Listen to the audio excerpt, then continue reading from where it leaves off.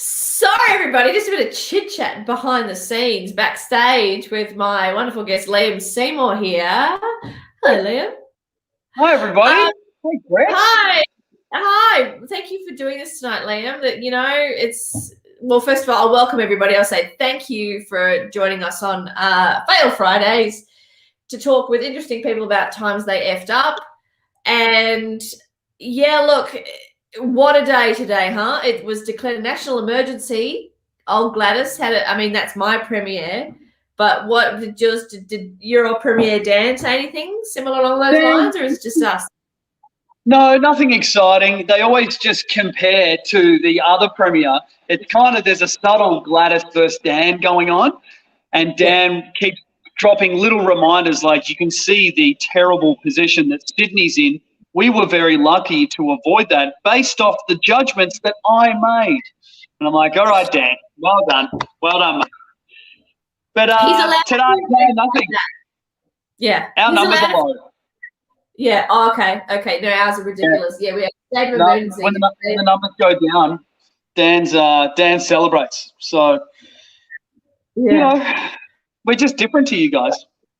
That's it. That's the old Sydney-Melbourne rivalry. So I'm in Sydney, you're in Melbourne, and I'm in my pajamas because I'm sick. My kid, the poor guy, but he just picks up something at daycare. It's a classic thing. I always go on about it, but I'm always sick with one thing or another because, the little disease bag has come by and infected me. Shouldn't really joke about diseases in this time of COVID, but there we go. No time like the present. Perfect. That's right. So, look, I'm so happy to have you here tonight because, I mean, you've just come off something huge, in my opinion, the Wog Boy 3. Like this, and that's an Australian institution, Liam. Yeah, it is actually. It's spanned over 21 years now, which is pretty impressive for Aussie film. Certainly based in today's climate as well as definitely a restriction of funding towards the arts, building up to COVID, and then COVID just took a big turd on all of it anyway. But Nick Giannopoulos, the man behind the Wog Boy, he was able to put it together, and he spotted me in the crowd and was like, yep, you'll do. And so, he gave me a little role in the film. Great. Was it that easy, or was it a little bit more lengthy than that? Oh, before we continue, Hot Scorpio's here. Oh, it's great to have you here. I know you're in hospital, girl, and she's tuning in from her hospital bed. What a legend. Hot Scorpio, love that. Yeah.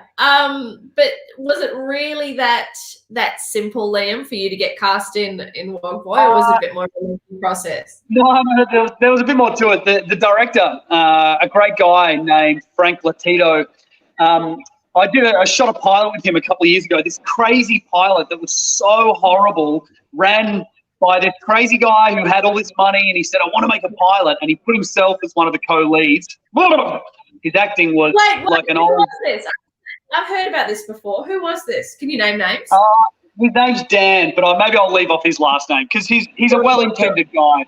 But he's in the States now. He won the green card, and he's a mystery man. They should make a film on him, but he can't play him ever.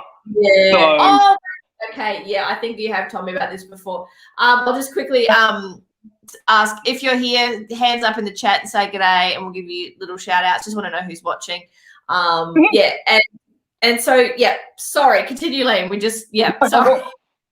And so anyway, Frank, the director who was on that set, we got to spend a couple of weeks with him, particularly me and a friend of mine, Mahalia, who is also a great actor and very, very funny, and we just got to laugh all week. And Frank said to us at the end of the week, the end of this crazy, horrible shoot, he's like, I'm going to remember you guys and keep you in mind. And I was like, yeah, sure. And you hear that a bit in the industry and whatever.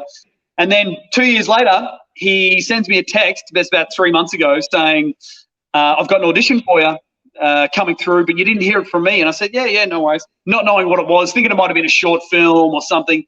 And I told someone else, and I said, hey, Frank Latito's getting me to audition for a film. And they're like, he's doing the third Wog Boy called Wog Boys Forever. And I was like, oh, wow, he's obviously I'm going to be playing the token ginger. Anyway, I got the script, my sides for the audition, and it was amazing. My character's called Clayton Beaglethorpe, and I'm the son of this evil redhead politician from the first film, who is now not in the third film, but her children, myself and my sister, carry on her legacy to take down the Wog Boys of Melbourne. So typecast. Typecast because of the red hair. Typecast, red hair, and you know, they didn't say they needed to be handsome, but I would assume, you know, behind the scenes there was some, you know, puppetry, and they're like, bam, that guy. Bam, you know? yeah. Also, it doesn't hurt that he's an absolute prick. I had to throw it. We got some. Go on. In the script, one of my audition scenes is the first scene of the film, and he's evil, he's mischievous, but he's determined to achieve his goal, kind of working on behalf of his high-profile political sister.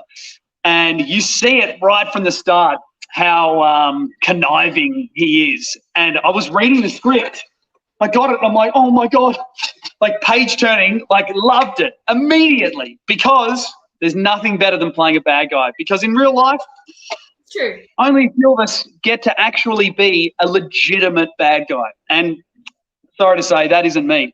But on film, you can do it. You know? Such a lie. We've got some hellos to say. We've got Laura and Will. Laura says, go the Rangers. That's it, girl. You know it. Megan as well. Go the Rangers.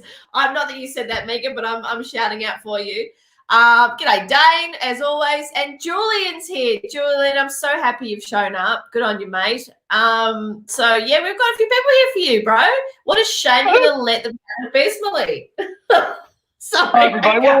Well, Greta, I see you as like the almighty connection into Sydney. Every time I come up to Sydney, I see you, and we have, or you tell me about 10 different connections, networked, like high-profile creatives that you work with, and you guys are working on a show, and there's this and there's that.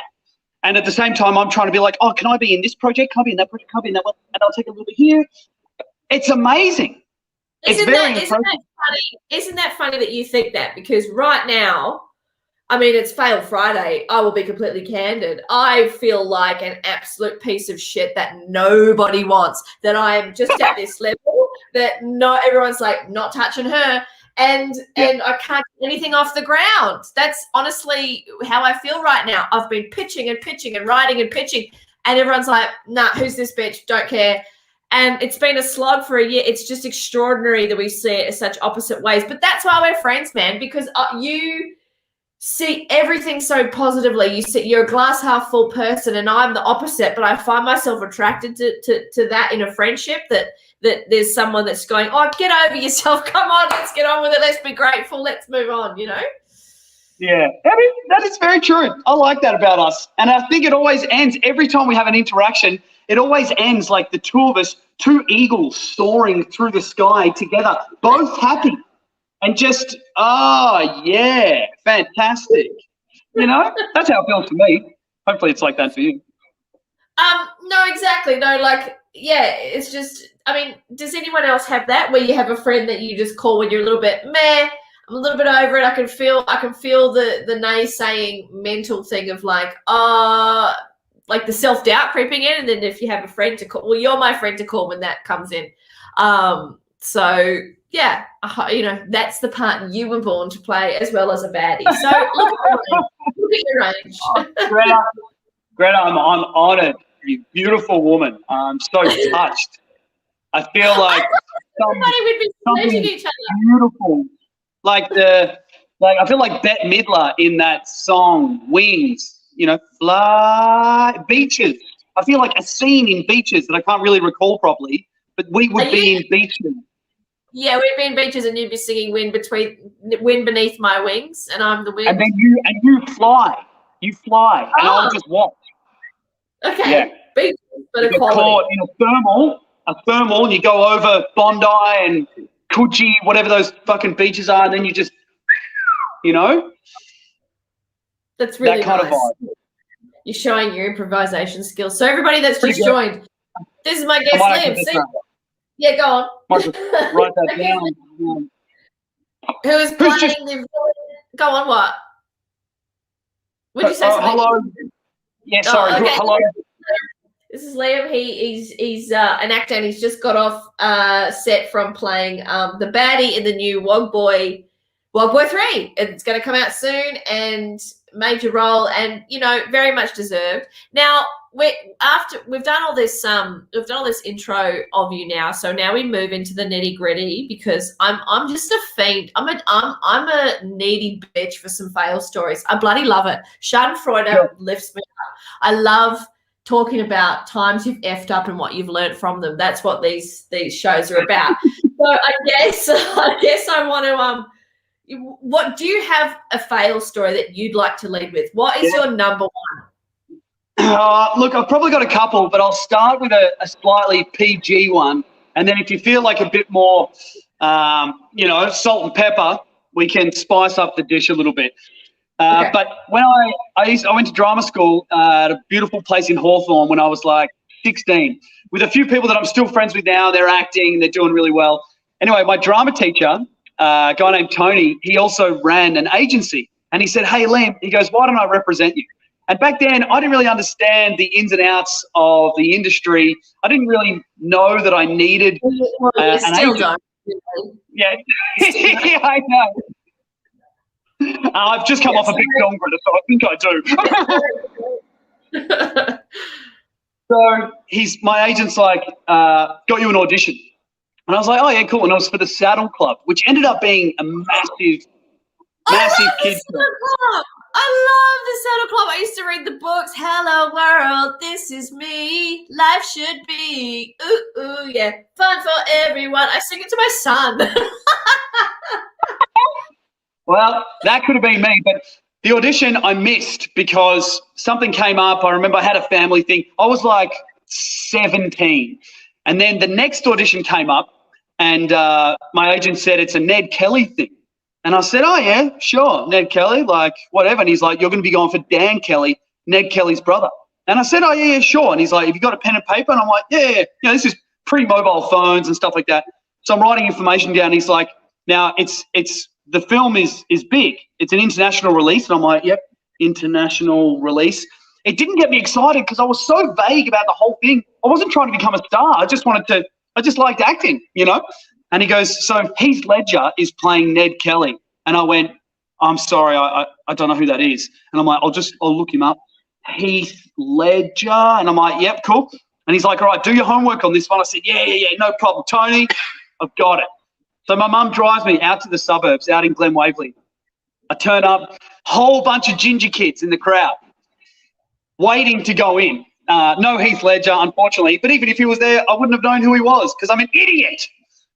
So I go into the room. I've got my scripts, right, printed out on shitty paper, and they were all, like, folded. And I had them because I didn't know my lines, because I didn't think you had to. So I get in there. There's a big panel, 5 or 6 people, and they all were, like, big executives. And they're like, okay, Liam, you're reading for the character of Dan. And I'm like, yeah. And they're like, okay, this is a big shot for you, so let's see what you've got. And I went, yeah, okay. I wasn't nervous at all because I didn't know the weight of the situation. So I start reading the lines, and they're like, oh, Liam, are you gonna put the script down? And I said, no. How would I know the lines then? And they went, okay, okay, keep going. So then I continue with the lines, and I'm reading with this lady, and then they said, oh, Liam, sorry, we're just going to stop you again. Are you going to do the Irish accent? And I said, yeah, good one. Why would I do an Irish accent? And they're like, because the Kellys were Irish. And I said, oh, no, yeah, for this, yes, I certainly am. And then I went on with the ugliest Cockney Spanish Chinese accent mix. It was like a restaurant that offers everything. Hey, welcome to Benjamin's Curry Pizza House. So I just gave it every accent, and they stopped me halfway through. All of them were looking at their watch. It was like a dance. And they went, Liam, cool. We might just stop you there. We think we've seen enough. And I said, okay, thank you very much. So I walk back outside. I get in the car, and Mum goes, how do you think you went? And I went, honestly, and so I said, I'm like, Mum, I think I got it. And no, why? Why did you say that? Why did you think that? I was just on a high. I didn't realise that so much was riding on this. Like, this could have changed the trajectory of my career. But I prepared nothing. All I did for preparation was print and highlight my lines. And I'm like, I'm ready. I'm ready for this. Oh, man. So bad. And strangely, never got the call. Oh, it's odd, isn't it? Yeah, actually, I know that movie. A girl from my high school got the role of, for those who have just joined, we are talking about Liam messing up his audition for the Ned Kelly film with Heath Ledger in it because he didn't know who Heath Ledger was and didn't learn his lines. But a girl from my high school got the role of the ex-girlfriend, and we thought, oh, that's it. She dropped out of school. She was like, yep, she's going to make it and all this sort of stuff. Nah. You know, cooked. Dane says missed out. Ned Kelly was an awesome movie, and also that was it. Yeah, Saskia, she got it, but it was like, I mean, I think she does fine, but it wasn't any like huge. Oh my God, you're now, Margot Robbie. Margot Robbie is my like barometer. Like, I don't even think Margot Robbie's real. She's like this kind of ethereal spirit nymph that kind of doesn't really exist. I'll tell you something. Me and my friend were doing this short film way out in the bush, really low budget. It was a bit of a shitty job, but it was kind of fun. Anyway, there's this guy on set, and I won't say his name, but he was a really nice guy.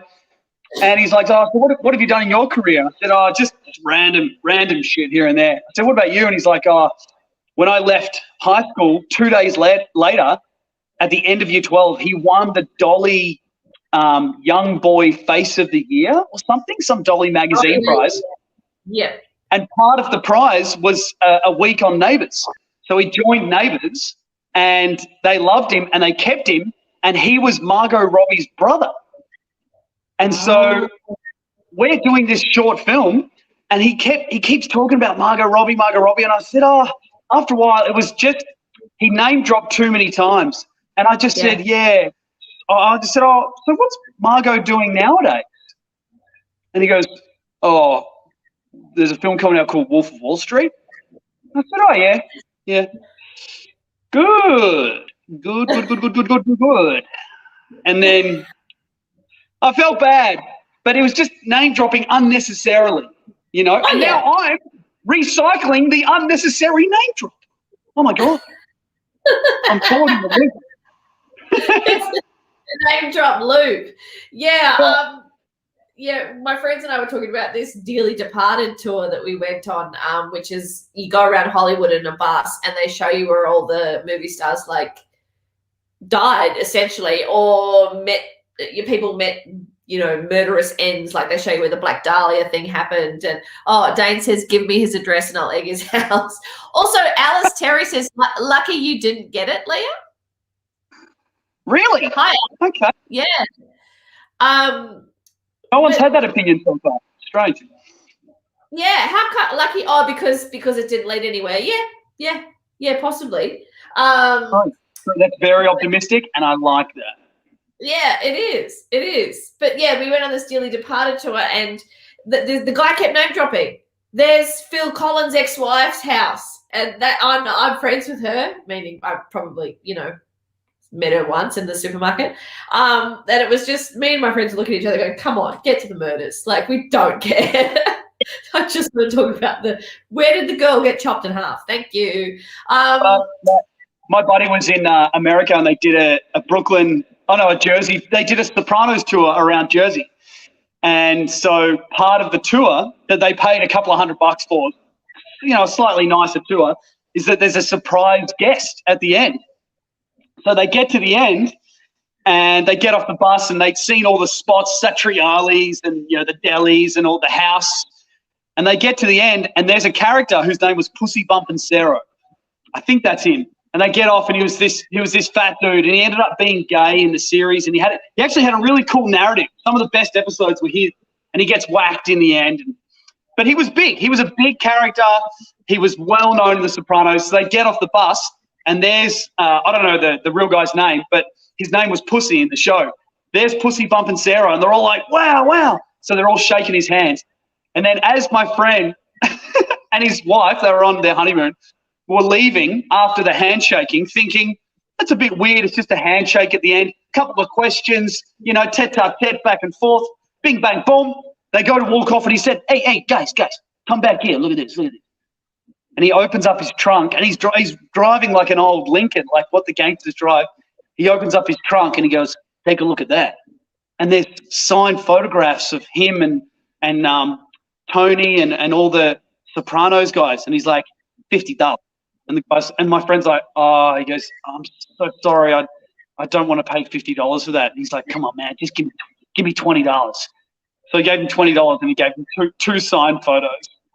And I'm like, oh, it's so cringy. And now there's a fail story for Pussy Bump and Sarah. But that still exists. That's Cameo, right? That's Cameo. By the way, if anyone has any questions for Liam, pop them in the comments and I'll ask him. But that's Cameo. But Cameo pays a lot more. Right. Yeah. Do you know there's this show I'm obsessed with called 1,000 Pound Sisters? What do you think that is? What do you think that is? I'm going to say a couple of American twins who live together and maybe like mayonnaise. Yeah, well, okay, so it is. It's two sisters.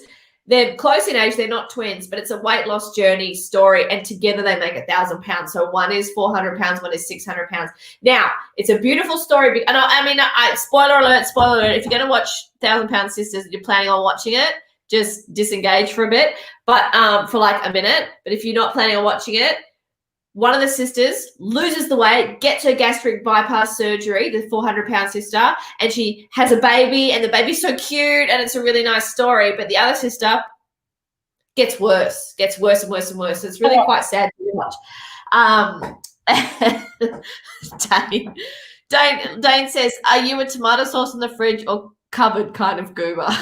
Which kind of goober are you? Cupboard or fridge? Tomato sauce. Look, I don't eat a lot of tomato sauce because it's too tangy, but it lives in the cupboard. It doesn't need to be cold.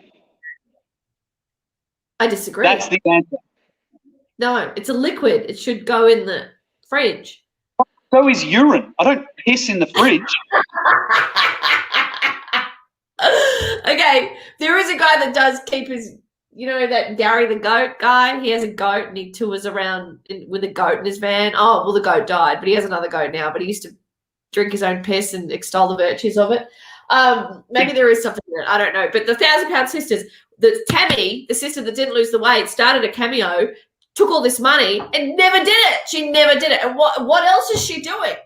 I mean, I'm not having a go at her, but like what else? She does these like videos on Instagram where she just like poses and it's just her face. And then she didn't do anyone's Cameo. So it's ridiculous. She took the money, didn't give the money back. As far as I know. Yeah. That's interesting because I just saw one. Sorry to interrupt. Laura says fridge once it's open. Correct. That's a general rule. But tomato sauce. It's not a jar of pickles. It doesn't have to go in the fridge. Look at the label. You shouldn't be eating tomato sauce anyway. You're a bunch of grown-ups. Grow up. Dane's going to egg Tammy Slayton's house for not doing the Cameos. That's two people. Dane, are you sure? You can handle the workload? Do you have it? Is Megan here? Oh, she said she was. I don't wonder if she's still here. Megan Broberg. Yeah. Oh, Broberg. That's great. Okay. Yeah, cool. Yeah, she's here. She's not in Central. She's like me. She moved out of Central Sydney. I'm not going to say where because she doesn't want her stalkers on her. But can you? Dane agrees with you, by the way. Tomato sauce in the pantry. But do you got another fail story for us? What's something that's like? Do you have a personal one that's not a professional one? You know what I mean? Because there's something about actor content that makes me go, can people relate to this? I just find like when I talk about acting stuff, and I find it really fucking fascinating, but when other people are talking about it, I'm like, are we being relatable? I mean, I feel like we're in our own little bubble, so I'm just wondering if there's anything outside of that bubble. This is a fail story, and it's to do with acting, but I'd like to think it's universal. It speaks beyond language. So I was shooting a very well-known commercial, Goat Soap, Australia, that you are very aware of. And look, I hadn't had a lot of experience at this time. This is like on bigger sets. This is probably 5 years ago. And I got the role for the dad in the shower. And he's in the shower and he's singing the song, covered with shampoo, and it's like, get your goat on. All fine. It was paying a few $1,000. It was great. Scored a little gig. I was like, oh, this is nice. And they're like, Liam, we've got some underpants for you to put on. We've actually got 2 pairs.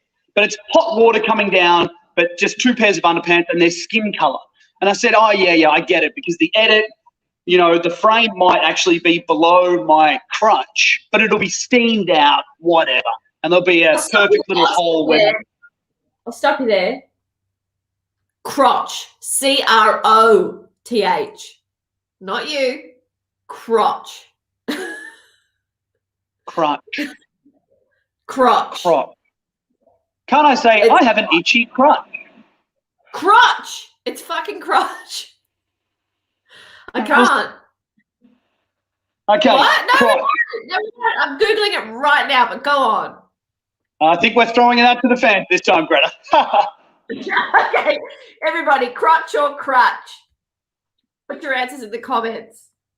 Okay, so they were shooting below my crotch.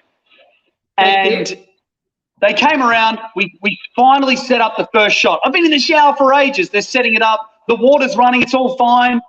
They come around with the shot, and they're like, Liam, just sing the song. Yep, no problem. And then I see them go, cut. And the director and the DOP are talking to each other, and they're like, I'll tell him. And he comes over and he goes, hey, Liam, as we're coming around, we're just capturing the top of the underpants. Do you think you could fold them over? And I said, yeah, sure. So as I fold them over, it gets a little bit tighter, but, you know, whatever. I'm a professional. So they come around for the next shot, and I'm doing the dance, and they're like, yeah, cut.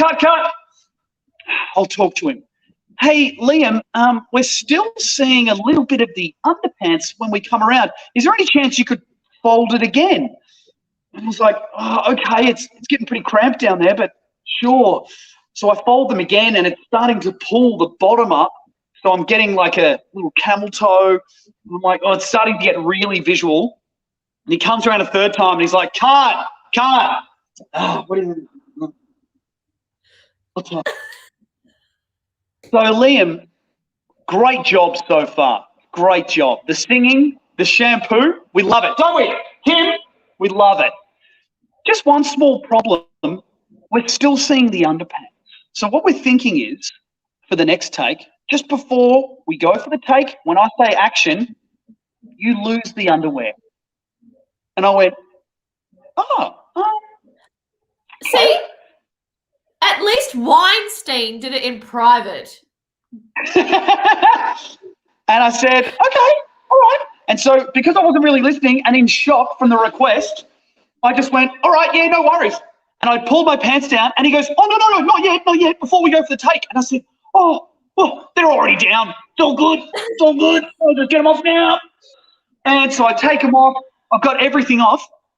And then I look down, and there's a woman from the art department with an iron shooting steam onto the glass right at crotch level, and I didn't know where to turn. So I just kind of like, oh my God, I'll give her my ass. And then I was like, oh, what if she can see my asshole? And I'm like, oh, I'll give her a side so she can have a bit of both.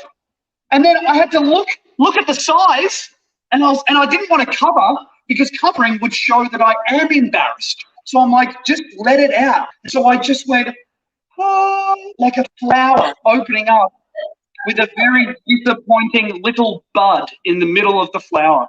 And I was like, so I turned around and I tried to, like, without anyone noticing, and there was a split. So all the clients were in another room watching, and I could hear them going, losing their minds. Oh my God. A split is like another, they can see what the cameraman sees, and it's in a completely separate room. They're getting basically everything the cameraman sees, including Liam's ass and dick. The screen they were watching was this big. Yeah. Oh, God. And so I pull him down, and she's the girl from the art department. She's like, oh, the steam's just not working. And I'm watching her eye line, and I'm doing like, I'm getting some trigonometry going on the eye line. I'm like, she's just staring at my bits. She's not following the steam. She's just staring. And it was an isosceles triangle of vision. I could see what was happening, but I couldn't move. And everyone knows, especially the men, when there's fear or intimidation, we protect ourselves, okay? And we go inside like a little turtle into the shell. That's it, like a turtle. Now, how much did you get paid for this? Because this is about a 30 grand job, man, at least, if you're getting the dick out. Not even close. Try a tenth of that. And to make it even worse, one of the runners came up to me, this lovely girl, and very well intended, and she came up and she said, hey, what's your favourite beer? And I said, I don't know, Corona or something. And she goes, they're going to buy you a slab of Corona for what you did. Great job. One of them. And I'm like, great. Thank you. Okay. Julian, I'm assuming you're a fellow ranger, aren't you, Julian? We've got 3 here in the audience, but Julian says that she was just admiring the gorgeous gingerness. Now, Julian, weren't you a former contestant on Beauty and the Geek? Set me straight if I'm wrong here, but I thought you were. And on our crotch and crutch, we're getting to that now. Julian's too embarrassed to answer. Whitey says, yeah, Laura says, Greta's right. Alice says crotch. Also, Liam, get that itch looked at. Hot Scorpio says crutch like the sticks that you walk with. No, Yes. It's crotch. No, a crotch is the sticks. I'll read it out. Oh, Dane says most definitely crotch. Okay, and then he also says he thinks he got me too. I think he did. I think he got publicly me too. Okay, crotch versus crutch. What's the difference? As nouns, the difference between crotch and crutch is that crotch is the area where something forks or branches, a ramification takes place, while crutch is a device to assist in motion as a cane, especially the one that provides support under the arm to reduce weight on a leg. You know what? The more you talk about it, the more I've realised I'm wrong. It is crotch. Yeah, I can hear it. I can hear that one answer is right, and I can hear that my answer is wrong. I just needed time to get there. You never admit you're wrong. It's because the camera's really. It's about now. I'm sorry, everybody. I'm sick. There's another one that gets me, and it's dry reaching. Retching. It's not dry retching. That's what you want. That dry retching. That's retching. Right. You're not reaching. You're retching. Dry retching. I saw a funny gentleman on TikTok talking about the video starts and he goes, ask, not ask. And I was like, oh, praise the Lord. No, praise him. That's a contentious issue now because that is a black culture, like conscious decision to say axe. It's a cultural thing. So you really can't criticize that because it's like people know that it's got its own word now. It's like conversate. Conversate shouldn't be a word, but it is now because so many people use it deliberately, knowing it's not a word. Yeah, but that's giving liberties. I totally understand that, and I'm down with that. Yeah. But you can tell the people who are using it because culturally it's slipped into today's society compared to the people who have never learnt to say it. My friend, right, I say, what country do we both want to go to? And he goes, Vietnam. And I'm like, that's exactly right. And I said, people from Vietnam, what are they called? And he says, Vietnamese. And I said, Vietnamese? I said, it's Vietnamese, like Vietnamese. And he goes, nah. I'm like, what do you mean, nah? Why would they change it?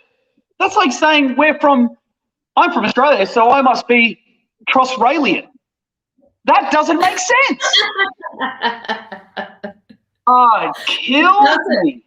No, mispronunciation. Yeah, there was. I went to high school. Dane, see if you remember this. Oh, you probably won't, but I went to high school with some. It wasn't you, Dane. Oh, and Whitey says that because you're wrong about crotch versus crutch, you're probably wrong about tomato sauce too. And Julian was from Beauty and the Geek, and was thinking about referring a new beauty from this season interested in criminology to check out any serial killer content from Granted today. Thank you. There's going to be more of that, Julian. There's going to be more cooking and crime. I hope everybody liked that. I made a shepherd's pie and talked about a crime case. It was bloody fun. It was good. Where were we? We were talking about mispronunciation. So went to high school with this girl who said in class, she asked a question about the Burger Boys. The what? Burger Boys. AKA bourgeoisie. Oh, okay. And she also thought a cavity search was hiding things in your teeth. That's okay. Like, depends on what age, you know? I don't know. No, you're right. Really young? We were all right, for you. 16. You know what I did? You know what? What? Go. For years and years, I used to mix up fetus with feces. And so I was talking to a friend, and her friend was pregnant, and we're talking about, prenatal. And I said, they're so beautiful, the little feces in there swimming around. Right? No! And her friend was so offended because she thought I was calling her child a piece of shit, and she didn't say anything. And then years later, my friend's like, on more than one occasion, you fucked up feces and fetus. And I'm like, oh, I have so many times. Not now, but yeah, for a long time in the past. That's crucial. That's a big one. That's really a big one. That is crucial. Crucial. Alice says, never travel with an illiterate man. But why, Alice? I've never heard that. Never travel with an illiterate man. Well, I think that's my friend Alice. She's up in Sydney, actually. Oh, right. I want to know. Hot Scorpio says, what a shit thing to do. That's funny.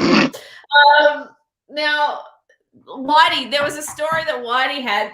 Whitey, does Will know about that? No, amigo. I'm going to invite Whitey up so she can tell that story about how she basically saved her life by calling someone her friend in Colombia, I think it was.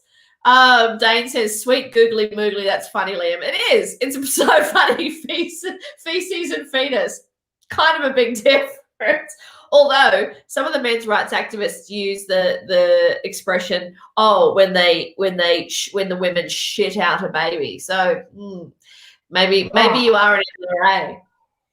Does anybody else think that Greta's unhealthy obsession with these MRAs is getting to quite a disturbing level where she gets all giddy and smiley like that? Look, you think it's her birthday right now. You think she's got a birthday cake and she's like, oh my God, misogynists are in the room. It's so good, exciting, it's so good. I'm sorry, I'm obsessed because it's like my mother used to listen to Alan Jones, and my mother's a lefty, and I would go over and I go, Mum, why are you listening to Alan? She goes, because I hate him. And I also like to see how the other half thinks. And oh my God. That's kind of why I like the MRAs, man. Keep your enemies closer. Hey, I've just got to get my charger and a beer. So just 1 second. Yeah, I want to know, Alice. I want to know that adage because I like to always learn new adages. Never travel with an illiterate man. That's true. Does anyone have any questions for Liam about, I don't know, what kind of experiences there were with the cast of Wog Boy 3? Yeah, anything of that regard. I know acting stuff is boring, guys. I know, but it can be sort of interesting to some people. I think we have a few actors in the crowd here. It's not an adage. Oh, you made it up. Oh, no wonder I hadn't heard it, babes. No wonder I hadn't heard it. Bolivia. Okay, why did you want to come on panel to tell this later? Because it's so funny. Okay, far out. Okay, I'm going to invite Whitey. Just give me a yes if you want to come up, or a no if you don't want to come up, because I want you to tell this story personally about, like, it was sort of like the best thing ever. What have you got there? Your laptop. Stevie Sparkles. Will you get it out now? Okay, Stevie Sparkles wants to know if you'll get out the old boy for a slab of Coronas. Well, I've come a long way in my career. Technically, not really. A slab of Corona. Stevie's a friend of mine, and I think she probably already has seen my little pickles. So sorry, Stevie, it's going to have to be more than a slab. So you're like, but this is the thing, Liam. You're like a proper actor. You've done scenes like this and stuff. Like I've never done anything like that. Unless you're talking about doing your PP in a non-actor in a non-professional situation. Oh no, non-professional. We used to work together at a gym. And we got drunk a few times. It wasn't about hooking up, although Stevie, I did propose to Stevie one night, not marriage. I was like, Stevie, I think it's way overdue that me and you need to hook up. And she's like, and Stevie was really drunk, and she goes, no. And she was out with a group of in this backyard. And I said, Stevie, I'm going to go wait in the middle bedroom. I was also very intoxicated. I said, just come in, we'll just pash. And she goes, no. So she's there with the party. So I waited in this bedroom and I yelled, Stevie! And she just didn't come. And I came outside and a joint friend, Chloe, came up to us and said, Liam, I think just give up on this one. I said, yeah, good call. And then I came back to the party and now, and we never hooked up, which is probably for the best. And then you got in the car and your mother said, how do you think it went?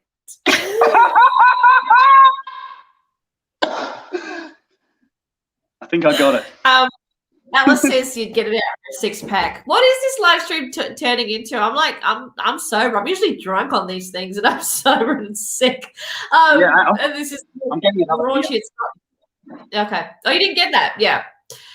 Okay, so Whitey's going to come up and tell the story in, sick, 3 minutes. I'll open up the panel at 45 minutes in. I made that up because of his Vietnamese friend. Oh, yeah. Good. Stevie Sparkles, by the way, is an excellent, excellent name. Like, I was just imagining, like, Gary Glitter. Like, Stevie Sparkles, I'm the best. I was just imagining. It's funny. Okay. Here we go. Dane's got a good story about Vince Colosimo. He gave one of the funniest and most quotable performances all time in the movie Chopper. Did you talk to him about that flick? That movie was the first DVD I bought. But I think you talked about Vince Colosimo last week, but was there another interaction there that you want to share with Colosimo? It's true, like, no cash here. Are you talking about that, Dane? Oh, there's no cash here. Yeah, is that the one? Anyway, that's the question. The question I'm asking you is, did you talk about that scene with him? I wanted to. I really wanted to talk about that scene, which was also just highlighted in Mr. In Between Season 3, for those people that have caught up with arguably the greatest Australian show in history. Big call, but very, very good show, Mr. In Between, made by Scott. So good. Anyway, that scene's in it. Robbo, there's no cash here. Robbo, no cash. I really like the scene where Chopper goes into the club and Vince Colosimo's there. And Chop goes, I feel bad, man. He goes, I feel bad about the knee. He goes, Chop, I said, don't worry about it, mate. Look at my knee. I'm fucking flying, mate. Look at me. And he opens up and he's got all the chains on and the chest is out. It's so good. But no, unfortunately, I didn't want to be the fanboy to go up to Vince and go, Vince. And so I really wanted to talk about Chopper, but it's like one of my brother's mates is in a band, quite a high-profile band, and I really like one of their really early songs, which wasn't even an official release. And I think since then they've struggled to, like, get to the next level. And so I went up to this guy one day and I was like, man, that first song you did, I love it. Nothing beats it. And then my brother pulls me away and he's like, man, you can't say that. And he's like, that song, it's haunting them that they can't do better than their first hit. And I was like, okay, fair call. And so I backpedaled out of that. You know, I was just trying to be supportive. Well, it's true. You don't want to be that person. You know, it feels like it's Ricky Gervais in the pub and you're going, you having a laugh? You know what I mean? It's Andy Millman in the pub, and everyone's sort of. You know that scene, Greta. Oh, that scene. I used to live in an apartment, and the guys who lived in front of me, they knew. Oh, this is all coming full circle. You'll appreciate this as a stand-up comedian. The guys who lived across from me, a couple of tradies, mad pissheads, used to get on the gear on the weekend. I'm coming home at like midnight one night. I was a little bit tipsy, it's a few years back, and they're on their balcony and they go, "Oh, the big actor's here, the big actor." And I said, "Oh, hey guys, I'm just heading up to bed." And he goes, "Yeah, what for?" He goes, "You're gonna get your goat on." And they start singing it, and they go, no. and I was like, and as for someone who is not recognizable, for someone to say that out of the blue, it's very flattering, even though it was just for a piece of shit commercial, you know? And so they're singing this song on the balcony, serenading me. Opposite though, they should have been down the bottom. I should have been up the top. Anyway, and so they're like, "Come on, come and have a beer." And I realized instantly it was that moment, Andy Millman from The Extras. I'm sorry for everyone watching who doesn't know this scene, but he goes back to Comfort. And I just wanted to go home, but these guys were singing my shower song. And so I went up there, we had drinks and we had other stuff, and we were there for hours. And it was amazing. I never wanted to hang out with them again, but for that one night, bellissimo. Ego boost. Ego boost. Ego boost. And it got me. The ego boost got me, and they wound me in. Boom. Yeah, we partied. Smoked so many ciggies. Ciggies all night. Oh, yeah. Yeah, but the thing is, we do that because, I mean, everything that in our industry is about right now, and Laura, I just dropped the link for you to join, babe, in the chat. Our industry is about approval seeking. I was just thinking about this today. Every fucking tweet, every Instagram post, every TikTok, every Facebook, it's all about approval seeking. It really is. Like we want to go where we're accepted, comforted. You know, in fact, I think we treat people that we have tenuous connections with sometimes better than those who are always supportive of us. Like I know, this makes me feel like shit saying this, but sometimes I'll see a comment from someone who I know is a really good friend in real life, and I'll be like, cool. And I'll move on to someone who I don't know, and I'll just be like, "Oh my God, thank you so much for me commenting, blah, blah, blah, blah," because it's someone that I have a tenuous connection with, but I need their support online. And like, what a piece of shit to do that. Like there's your actual real life people and you go, "Oh, I'll get to that later." Like what is that? I mean, tell me that's an actor thing. I mean, it's a performer thing. It's putting yourself out there. We all do it, right? Yeah, totally. It might not just be a performance thing. It could be a social media thing. When someone reaches out who you don't necessarily have connection with, like all of these people from primary school, we're the first generation ever to be in constant contact with kids from our primary school, kids from old sporting clubs or drama schools that we would never, ever speak to again. But I get to see that Julie's had another baby or that John's farted on his dog's face. And when that person, if I put up something random and someone from my childhood's like, "Oh, man, you were always so funny," I get that compliment and I drink it up. It's so good. I smash it all over my face. Oh, God. And then I'll see a comment from Greta and be like, "Fuck off, bitch." And then I'm like, "Where are those other people from primary school? Give it to me." And it gets me all giddy. And I get so excited. I think you've got a very good point there. That was a long setup to get to call me to go sell me fuck off. That was a long road to get there. I appreciate it. It was worth it.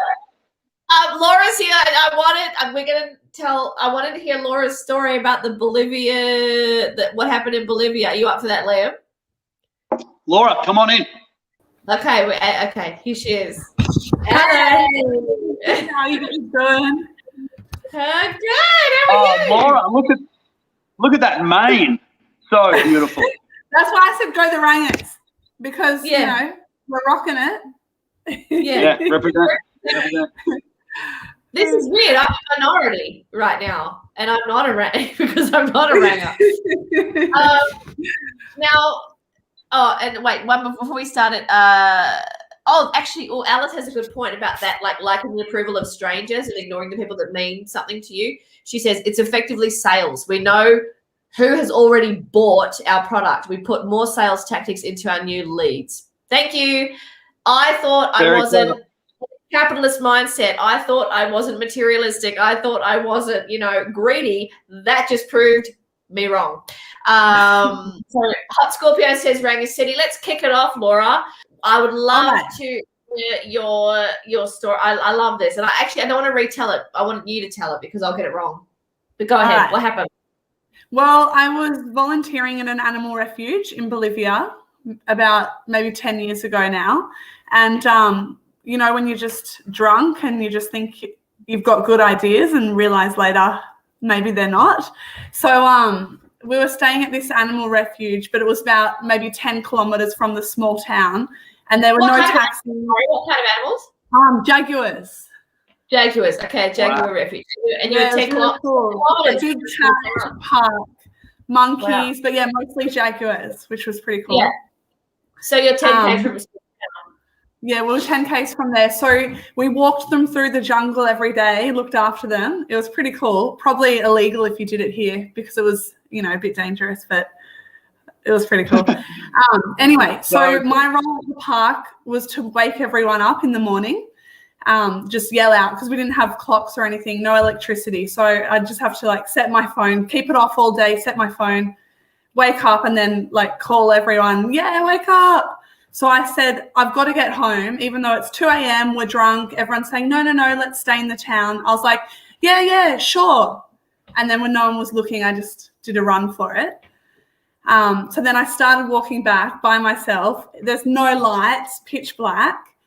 And then a guy came past on a bicycle and he's like, hop on. I was like, yeah, okay. So I kind of awkwardly get on this bike and the guy, it was just kind of like, a Bolivian guy in the middle of the forest with no lights. Yeah, exactly. At what time of the night was this? It was probably about 2 a.m. Okay. Yep. So we're sitting on the bike and I had very broken Spanish by then. And then he just kind of tried to grab me. Next thing I knew, we were off the bike. He's grabbing my arm, trying to pull me down off the side of the road.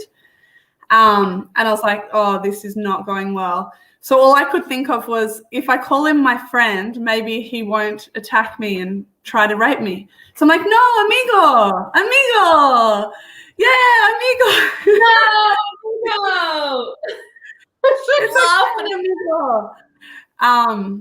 That was as much Spanish as I had. It didn't really work. He kept trying. Luckily, he was about half my height. So I just kind of ripped my arm away and sprinted for Sprinted where? Yeah. So I ran, and then after about 200 meters, I just kind of ran off the road, dived into the bush, and I was lying there hiding in this long grass. And then it woke up someone's dog because there's farms, every kilometer or so there's a farm. So then this dog started barking and a guy came out with a torch and he was looking. But at that stage, I wasn't trusting anyone because I was pretty scared. So I just lay there waiting. And then after a while, I got up. No one else was there. So then I'm like, okay, he must have gone. So I kept going. Then luckily, some of the other people from the animal refuge, they had hitchhiked on a farm tractor, which I don't know why it was driving at 2 a.m. But yeah, they went past on a tractor and I kind of saw them and I'm like, stop. This is what happened. Quick, get on, and explain the whole story to them. Oh. Whoa, that's hardcore, dude. It was really, really intense. Laura's quite tall, just for context. And just the thought of you, I mean, it shouldn't be funny, but because I know you physically, no, amigo, no. Laura, it's confusing. It's hard to know how to react because you told the whole story like this. So then he started attacking me, and I didn't know what to do, and I was really scared. It was really scary. And I'm thinking, okay, sure. That's true. I think if it had ended differently, I wouldn't have been able to tell it in that way. Like, I think because it's happened, you know, so long ago now. But yeah, at the time, it was not funny. And now it's your instincts were good. You know, you tried something. I'm sure they teach this in like self-defense or whatever. You tried something, calling him a friend. It probably just made him a bit angrier. And so you ran the fuck out of there. And it worked. You know? Yeah, exactly. It's like that's when you see, you know, fight and flight, and you see, you know, you often think, I'd fight in that situation, and then you're like, no, I ran. Isn't that interesting when you're faced with your convictions? You're like, I know exactly what I would do. And then it happens and you do the exact opposite of what you thought. Your instinct, you know, what you thought. But yeah, we're going to wrap it up soon. That was awesome. Thank you for telling us. I just remembered. But I want to know, Liam, before we wrap up, do you have one more travel-related fail story perhaps? Can you think of one off the top of your head, or did you have something else prepared? Yeah, I've got a quick one. So I used to work on a boat when I was 19 in the Whitsundays, right? This is the first time I moved out of home, and I didn't know what I wanted to do, and I wasn't studying because I wasn't very academic. And so I decided to move up to the Whitsundays, and I got a job on a boat. And I only got that job because I hosted a party in my dorm, you know, with beer and spirits, and people came over, and I was like, hey, I'm new in town. And Airlie Beach is just a massive party town. Or it was back then. This was 20 years ago. And so this guy's like, oh, you're looking for work? And I was like, yeah, I want to get on the boats. And he's like, oh, man, I got a job for you. And he's like, if you're going to host a party, he's like, I'll get a job for you. And I was like, yes, it worked. So anyways, I'm on this boat, and you just start off like literally scrubbing the decks, entertaining the tourists. You drink a little bit, you party. I like to entertain, and they would like just get me on board to just kind of entertain and hang out with everyone. And then they're like, oh, we want you to take a more senior role. We want you to be the cook, because this guy was becoming a captain, and so he would sail the boat. I'd sail it a little bit, but then I started cooking. Now, I was a horrible cook. Only through years of being single now, I've had to learn how to cook properly. But back then, whoa, my cooking was horrible. And so I'm preparing this food. And this woman, she was like Israeli or something. She goes, oh, I don't know why you're not cleaning the vegetables. And I said, they're already clean in Australia. That's what happens on the farms. They clean it. And she goes, oh, I've never heard of that. And I said, yeah, obviously my Israeli accent's really perfect. And so I'm cooking the steaks. I ruined the steaks. They were so under. And then I was having trouble with the gas tank, and I said, no, guys, you just eat them rare, really rare in Australia. So everyone's chomping through these horrible steaks. Horrible quality. You know, I would have just looked confused and sunburnt and skinny and pimply and intoxicated with Forex. And so it came time to turn the barbecue off. So there was me, the skipper, who was entertaining people up the front, and then this random... He was kind of this geeky guy, but he was good value, but he was very new. So he just kind of had to do cleaning and stuff. I was already senior on the boat. It was amazing. We're about 6 weeks in. So I couldn't get the barbecue off, and it's starting to push out a little bit of gas from the tank. And I'm like, now what do you do in these situations? You don't panic. I'm like, I just need better lighting. And I couldn't get the light to the gang, and it's pissing gas, and I can look around, and one of the tourists started to notice that the gas was going, and I went, I'm like, here, give me that lighter. And I went,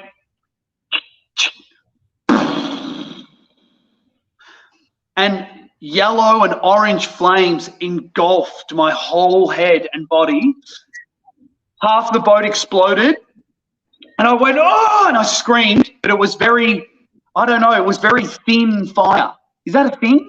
It just went woof, took my eyebrows off, and I went, oh, but it quickly went down. Anyway, this nerdy dude, I can't remember his name, came up, had a fire extinguisher and put it out, and he cleaned up, and he's like, get away from here. So I went up to the stern or the bow, whatever, the front of the boat. I get up there. If you're working on the boat. And I walked up to the front of the boat on the starboard side of the vessel. And when I got up there, the skipper comes up and he's like, Liam, what happened? I said, oh, there was a little fireball, but everyone's okay. And he's like, well, you've lost a bit of your ginge. And I said, yeah, it's okay. And he goes, how do you think it happened? And I said, well, I was having trouble with the gas tank because the little knobby, for some reason, only on gas tanks turns off in the other direction instead of clockwise or vice versa. And he goes, so where did the flame come from? And I said, well, I couldn't see because the lighting's bad under the barbecue. And so I needed to get light. And he goes, Liam, he goes, you didn't use a lighter, did you? And I said, yes, Captain, I did. And he went, that's okay. And he gave me a hug and he goes, maybe just stay up here for a while. So I just sat up on the stern of the boat looking out at the ocean with no eyebrows.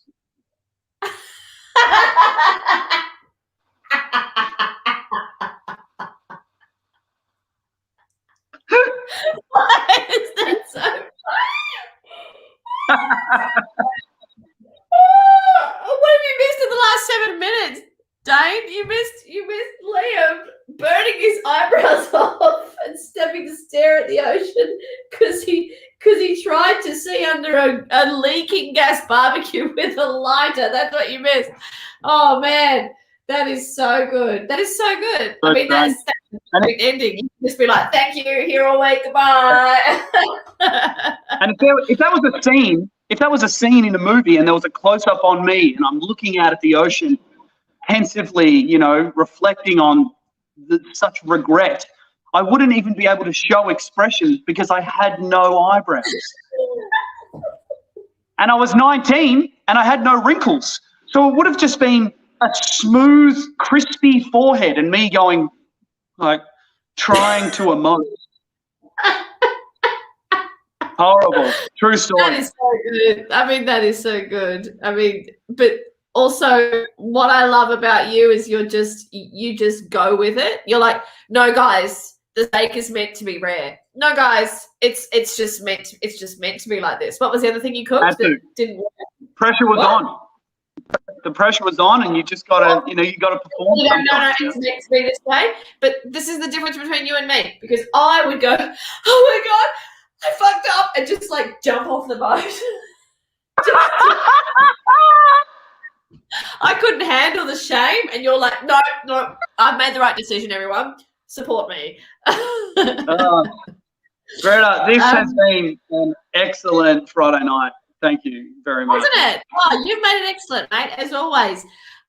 We didn't sledge each other. I promised people sledging. I've got a few in, but, how can I sledge you when you're being so generous with your story? Yeah, but no sledging. And, Greta, I can't see sledging coming out of you nowadays because, that was back in your stand-up days and, you quit that when you were behind. You're supposed to quit when you're ahead, but I suppose your career never got ahead with stand-up. But, hey, here we are, Look, I'll pay that. It's 100% accurate. It's 100% accurate.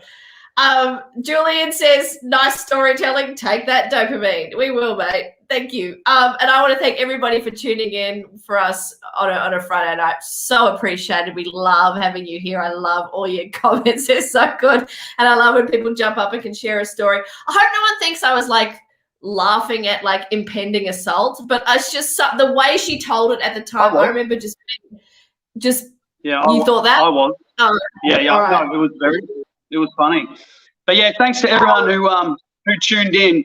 I just want to say I'd be nothing without my fans, and you guys mean everything to me. Greta, if you could just jump off the line, I just want to spend a private moment with all the team. Oh, sure. Why don't you do what you always do on Instagram and just get fucking shirtless? How about that?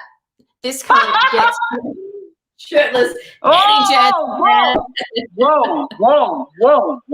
Okay.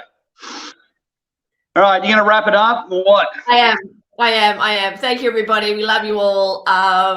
Thanks so much for watching, and please come next Friday, because as it seems, we're going to be in quite a bit of a predicament for a few weeks. So we'll do this every Friday night at 7:30, Fail Fridays, and talk about times we effed up.